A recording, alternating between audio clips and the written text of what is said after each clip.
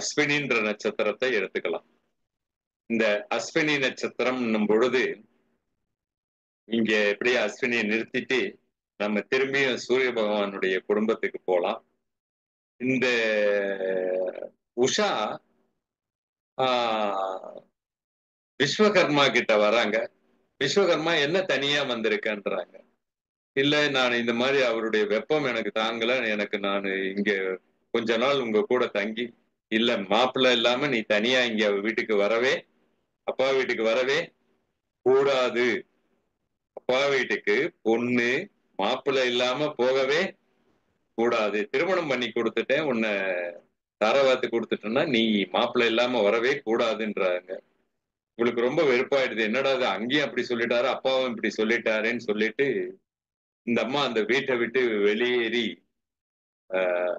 ஒரு பெண்ணா போனா நிறைய பிரச்சனைகளை சந்திக்க வேண்டி இருக்குமேன்றதுனால ஒரு குதிரையினுடைய ரூபத்துல இவங்க மலை காடு வீடுன்னு அலையிறாங்க. மலை காடுகள்னு இவங்க அலையிறாங்க. இதுக்கு நடுவுல அங்க இருக்கக்கூடிய சாயாதேவி கூட சேர்ந்து நமக்கு சனீஸ்வர பகவானும் பத்ராவும் பிறந்துடுறாங்க. இவங்க 2 பேரும் பிறந்த உடனே, சனீஸ்வர பகவான் பிறந்த உடனே அவருக்கு அந்த சாயா பத்திய உண்மை தெரிய வருது. அவர் உஷாவை தேடி சூரிய பகவான் தேடிக்கிட்டு வராரு. சூரிய பகவான் தேடிட்டு வரும்போது குதிரை ரூபத்துல இருக்கக்கூடிய உஷாவை பாக்குறாரு. இந்த உஷாவை பார்த்த உடனே இவருக்கு மனதுல ஆசை பொங்கி வருது. அப்ப ஆசை பொங்கி வந்த உடனே இவரும் குதிரை ரூபம் எடுத்துக்கிறாரு. குதிரை ரூபம் எடுத்துக்கிட்டு அந்த குதிரையை துரத்துறாரு. அந்த குதிரையை நெருங்குறாரு. வேறு ஒரு ஆடவன் வந்து நம்மளை தெருத்துறாருன்னு அந்த அம்மா பயந்து பயந்து பயந்து ஓடுறாங்க. அலறி அடிச்சுக்கிட்டு ஓடுறாங்க. புரியுதுங்களா? இந்த இடத்துல நிறுத்தி ஒரு நியதி என்னன்னா, இந்த சூரியனுடைய ஆற்றல் பெற்றவர்கள் அந்த எல்லாரையும் கொஞ்சம் சந்தேக கண் கொண்டுதான் பார்ப்பாங்க. சந்தேக கண் கொண்டுதான் பார்ப்பாங்க. புரியுதுங்களா? அந்த அம்மா வந்து தன்னுடைய சக்தியை மேம்படுத்தி கொள்ளணும்ன்றதுக்கோசரம் கணவனுடன் இணக்கமாக இருக்கணும்னு அப்பா வீட்டுக்கு போறாங்க. அப்பா வீட்டுல இருந்து வெளியில அனுப்புறாங்க. புரியுதுங்களா? தன்னை கண்டு பயந்து ஓடுறாங்கன்னு இவர் நினைச்சுக்கிறார். தன்னை கண்டு இவங்க பயந்து ஓடுறாங்கன்னு வந்து பயந்து நினைச்சுக்கிறாரு. இந்த அம்மா பயந்து அலறி அடிச்சுக்கிட்டு ஓடுறாங்க. அப்படி ஓடிக்கிட்டே இருக்கும்போது சூரியனுடைய அதீதமான வெப்பத்தினால் அதான் அந்த சூரியன் பிளஸ் சுக்கிரனுடைய இணைவு, அவருடைய சுக்லம் வெளிப்பட்டு விடுது. அந்த சுக்கிரம் வெளிப்பட்ட உடனே என்ன பண்றாருன்னா, அதை வேஸ்ட் பண்ணக்கூடாதுன்னு எடுத்துட்டு போய் அந்த குதிரை வாயில வச்சிடுறாரு. அந்த குதிரை வாயில வச்ச உடனே அந்த குதிரையாக இருக்கக்கூடிய உஷா பதறி போறாங்க. வேறு ஒரு ஆடவனுடைய சுக்லம் என் வாயில வச்சுட்டாங்களே, அதை துப்புறாங்க. துப்பும் போது அது என்ன ஆகுதுன்னா, அது உள்ள போய் 2 மூக்கு வழியா வெளியில வருது. குதிரையினுடைய 2 மூக்கு வழியா வெளியில வருது. அந்த 2 மூக்குல இருந்து பிறப்பவர்கள் தான் அஸ்வினி குமாரர்கள் என்று அழைக்கக்கூடிய அஸ்வினி நட்சத்திர தேவதைகள். அதுக்கோசரம் தான் அந்த கதைக்கு போயிட்டு புராணங்கள் வந்து ரொம்ப அற்புதமா செஞ்சிருக்கிறாங்க. அஸ்வினி குமாரோடைய பிறப்பு. அப்ப இவங்க சூரியனுடைய சுக்லத்துல இருந்து வந்ததுனால இவங்களுக்கு இயல்பாகவே அந்த மருத்துவ குணம் என்பது இவர்களுக்கு இருக்கிறது. மருத்துவ குணம். அப்ப இந்த 2 பேர் இணையாம இவங்க பிறந்ததுனால இவர்கள் எல்லாம் ஒரு சுயம்பு. அஸ்வினி இன்னைக்கு இப்ப நம்ம பார்த்துட்டு இருக்கிறது அஸ்வினின்ற ஒரே ஒரு நட்சத்திரத்தை மட்டும்தான் எடுத்து பார்த்துட்டு இருக்கிறோம். அஸ்வினி நட்சத்திரத்தை பொறுத்துதான் நான் வந்து சொல்லிட்டு இருக்கிறேன். அப்ப இந்த சூரியன், இந்த அஸ்வினி நட்சத்திரம் சூரியனுடைய ஆற்றலை பெற்று இருக்கிறதுனால இவங்களுக்கு இந்த சூரியனுடைய காரக தத்துவத்துல கொஞ்சம் பிரச்சனைகள் வந்து இருக்கும். அதாவது தந்தை, மூத்த மகன், மாமனாரு, அரசு, அரசியல், அதிகாரிகளோட போக்கு, உயர் அதிகாரியுடைய தன்மை, இது எல்லாமே இருக்கும். அப்ப இந்த அஸ்வினி என்பது செவ்வாய் பகவானுடைய வீட்டுல இருக்குது. அதனால அந்த வேகம், சூரியனுடைய ஆளுமை, அந்த நிர்வாக திறமை, அதே போல கேது பகவானுடைய நட்சத்திரமாக இருக்கிறதுனால இந்த ஹீலிங் பவர், மருத்துவத்துல அந்த இறைத்தன்மை, டிவைனிட்டி பவர், அல்லது இன்ட்யூஷன் பவர்ன்றது இவங்களுக்கு கொஞ்சம் இருக்கும். அதே போல இவங்களுக்கு இந்த அஸ்வினி நட்சத்திரத்துல பிறக்கிறவங்களுக்கு குல தெய்வ தோஷம் இருக்கும் சார். குலதெய்வம் மாறி இருக்கும் அல்லது குலதெய்வத்தினுடைய தோஷம் இவங்களுக்கு இருக்கும். அதே போல ஆன்மீகத்துல ஈடுபாடு கொண்டவர்கள் இருப்பார்கள். இந்த அமானுஷ்யம் சார்ந்த விஷயங்களில் அதிக ஈடுபாடு இருக்கும். இவங்க இந்த முதுகுத்தண்டு பிரச்சனை இருக்கும் அல்லது கண்ணாடி அணியறது. அதே போல இந்த அஸ்வத்தாமன் பிறந்த ஒரு நட்சத்திரம்ன்றதுனால இந்த கட்டாயம் கருக்கலைப்பு செஞ்சிருப்பாங்க. கட்டாயம் கருக்கலைப்பு என்ற அபாஷன், அதாவது கட்டாய கருக்கலைப்புன்றது வாலண்டரி அபாஷன். அதே போல கொஞ்சம் பிடிவாத குணம் இருக்கும். எந்த ஒரு வேலையை எடுத்தாலும் அந்த வேலையில தீவிரவாதியாக செயல்படுவாங்க. கொஞ்சம் இவங்களுக்கு அந்த இன்ட்யூஷன் பவர் இருக்கிறதுனால சொன்னது கேட்பாங்க. இவங்க யாருக்குமே அடங்காத ஒரு சைக்கோ. அஸ்வினி நட்சத்திரத்துக்காரங்க யாருக்குமே அடங்காத ஒரு சைக்கோ. ஆர்கியூமெண்ட்னு போயிட்டீங்கன்னா தான் பிடிச்ச முயலுக்கு 3 காலுன்னு செல்லக்கூடியவர்கள். இது ஒரு குதிரையினுடைய வேகம், குதிரையினுடைய ஒரு வேகம். நீங்க பொதுவாகவே பாத்தீங்கன்னா இந்த அஸ்வினியில நிக்கக்கூடிய கிரக காரக தத்துவத்தை ஜாதகர் வேகமா அடைஞ்சிருவார். அஸ்வினியில எந்த கிரகம் நின்னாலும் சரி, அந்த கிரகத்தினுடைய காரக தத்துவம் அது ரொம்ப வேகமா பலன் கொடுக்க ஆரம்பிச்சுவிடும். அதே வேகத்திலேயே அதை தூக்கி எரிஞ்சிருவாங்க. அதே வேகத்திலேயே அதை தூக்கியும் அவங்க எரிஞ்சிருவாங்க. அதே போல நண்பர்களுக்காக போலீஸ் ஸ்டேஷன் வாசலுக்கு கண்டிப்பா போயிட்டு வருவாங்க. இந்த அஸ்வினி நம்பொழுது குழந்தைகள் புத்திர தோஷத்தை உடையது அஸ்வினி நட்சத்திரம். அதே சமயம் இரட்டையர்கள் நட்சத்திரம், இரட்டையர்களுடைய நட்சத்திரம் கொஞ்சம் இந்த உள்கூத்து நிறைந்த பேச்சு நிறைய இருக்கும். அத குதர்க்கமா பேசுறதுன்னு இல்லையா, நல்லா இருக்கன்ற மாதிரி அந்த உள்கூத்து நிறைந்த பேச்சா இருப்பாங்க. புரியுங்களா? ரொம்ப அவங்கள நம்ம இது பண்ணிட்டோம்னா நம்மள பைத்தியம் ஆக்கிட்டோம். உங்களுக்கு கிரக காரக தத்துவத்திற்கு இவர்கள் சென்ற பிறவில கடமையை சரிவர செய்யல. அப்ப இந்த பிறவியில அந்த கிரகத்திடம் இருந்து எதையும் இவங்க எதிர்பார்க்க முடியாது.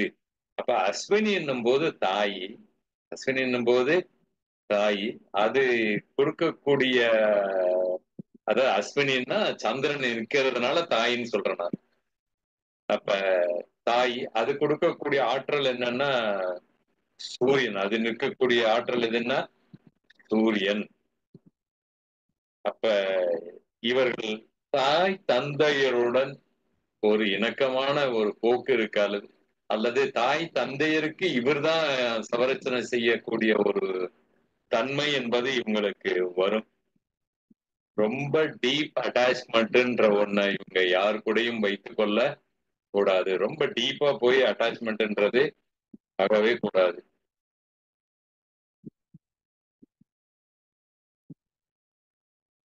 இவங்களுக்கு அதே போல இவர்களுடைய குடும்பத்துல இந்த செய்வினை தோஷம் இருக்கும். செய்வினை தோஷம் இருக்கும்.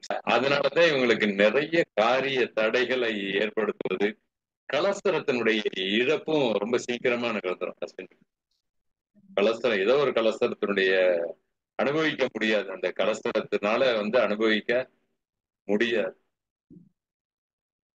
அப்ப இவர்கள் அந்த அஸ்வினுடைய அதிதேவதையாக அஸ்வினி குமாரர்கள் இருக்கிறாங்க. அதனுடைய விருட்சமாக எட்டி மரம் இருக்குது. அந்த எட்டி மரத்தை ஸ்தல விருட்சமாக கொண்ட கோவில்கள். அஸ்வினி என்பது மேஷத்துல இருக்குது. மேஷம் என்பது உயரமான பகுதி. மேஷம் என்பது சூரியன் உச்சம் பெறக்கூடியது என்பதனால இவர்கள் ஒரு தடவையாவது கொல்லிமலையில இருக்கக்கூடிய அரபடீஸ்வரர் சன்னதிக்கு போயிட்டு வர்றது ரொம்ப நல்லது. உங்களுக்கு அஸ்வினில எந்த கிரகம் நின்றாலும் சரி, அந்த காரக உறவுக்கு, அந்த காரக தத்துவத்தை பெறுவதற்கு ஒரு தடவையாவது கண்டிப்பா நீங்க இந்த அரபலீஸ்வரர் கோவிலுக்கு சென்று வருவது சிறப்பு. இவர்கள் தானமாக அரிசி, முந்திரி பருப்பை தானமாக கொடுக்கிறது ரொம்ப நல்லது.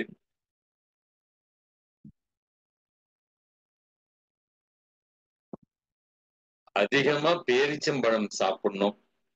ஏன்னா அங்க சந்திரன் சனி நீச்சமடையதுனால பேரிச்சம்பழம் அதிகமா சாப்பிடணும். கம்பல்சரி ஆயில் பாத் எடுக்கணும். எண்ணெய் குளியல் அவசியம் எடுக்கணும். சித்திரகுப்தர், யமதர்மர் ராஜா வழிபாடு பண்றது,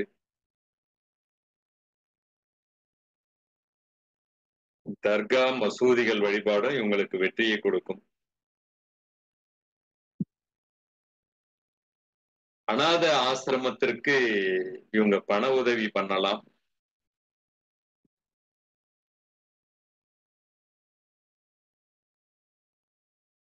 இறுதி சடங்குக்கு உதவலாம். அவங்களால முடிஞ்ச உடல் உழைப்பு.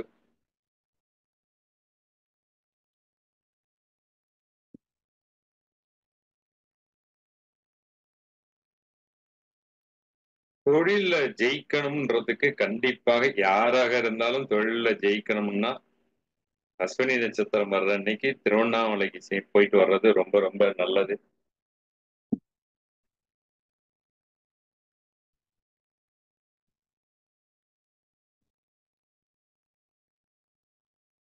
ஆண்களாக இருந்தா அஸ்வினி நட்சத்திரத்துல பிறந்திருந்தாங்கன்னா அவங்க தாடி வச்சுக்கலாம்.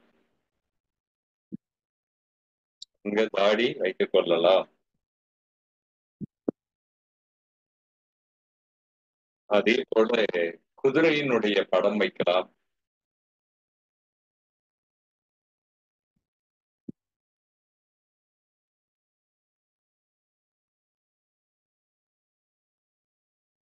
இந்த இந்த குதிரையினுடைய தாத்பரியம் தான் நமக்கு ஆடு குதிரை பொம்மை கொடுப்பாங்க பாத்திருக்கீங்களா? மரக்குதிரையில ஆடு. அந்த காலத்துல குழந்தைங்க விளையாடுறதுக்கு செல்போன் கொடுக்க மாட்டாங்க. இந்த மாதிரி தள்ளு வண்டி, மரக்குதிரைன்னு ஒண்ணு கொடுப்பாங்க. அந்த குதிரையில உட்காந்துக்கிட்டு முன்னாடியும் பின்னாடியும் போயிட்டு வருவாங்க பாருங்க. புரியுங்களா? எவ்வளவு எவ்வளவு அழகா காரக தத்துவத்தை இளம் வயதிலேயே நமக்கு அந்த தோஷங்களை எல்லாம் நிவர்த்தி பண்ணிருக்காங்க. கேள்விப்பட்டிருக்கீங்களா? மரக்குதிரை, ஆடு குதிரைன்னுவாங்க. குதிரையில உட்காந்துக்கிட்டு முன்னாடியும் பின்னாடியும் ஆடுறது. அதே போல தங்க தேர் இழுக்கிறது அல்லது பார்க்கிறது.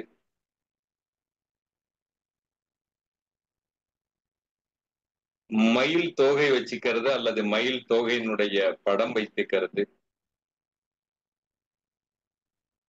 தெய்வத்தை முறையாக வழிபட வேண்டும். அதாவது திருமணம் ஆகிற வரைக்கும் அவங்க குலதெய்வம். திருமணம் ஆனதுக்கு அப்புறம் பெண்களாக இருந்தா அவங்க கணவனுடைய குலதெய்வத்தை போய் கண்டிப்பாக வழிபட வேண்டும். ஈவந்தோ கலசரத்தை இழந்தாலும் கணவனுடைய குலதெய்வ கோயிலுக்கு அடிக்கடி போயிட்டு வரணும். இவங்க என்ன பண்ணுவாங்கன்னா 2 குலதெய்வத்தையும் போட்டு மிங்கிள் பண்ணி நிறைய குழப்பங்களை அங்க உண்டு பண்ணிடுவாங்க. அவங்க குலதெய்வம் கோயில்ல செய்யறதை எடுத்தாந்து இங்க செய்வாங்க, இங்க செய்யறதை எடுத்துட்டு போய் அங்க செய்வாங்க. இந்த குலதெய்வ கோவில்களுடைய வழிபாடுகள் என்பதே நம்ம முன்னோர்கள் என்ன செஞ்சாங்களோ அதை செஞ்சோம்னா போதும். தவிர நீங்க உடனே இந்த ஆகம விதிகள், மத்த பூஜா விதிகள் எல்லாம் பின்பற்றணும்ன்ற அவசியம் குலதெய்வ கோயில்கள்ல இல்லை. உங்கள் முன்னோர்கள் என்ன செஞ்சாங்களோ அதை நீங்க செஞ்சீங்கன்னாலே அது போதும். ஓகேங்களா? அதே போல இந்த கருடத்வனி ராக பாடல்களை கேட்கிறது, கருடத்வனி ராக பாடல்களை கேட்பது இவர்களுக்கு மேன்மையையும் சிறப்பையையும் கொடுக்கும். ஜுவாலா சேனலுக்கு லைக் பண்ணுங்க, ஷேர் பண்ணுங்க, மறக்காம சப்ஸ்கிரைப் பண்ணுங்க, கூடவே அந்த பெல் பட்டனையும் கிளிக் பண்ணுங்க. பாய் ஃப்ரெண்ட்ஸ், நம்ம அடுத்த வீடியோவில் பார்க்கலாம். பாய்.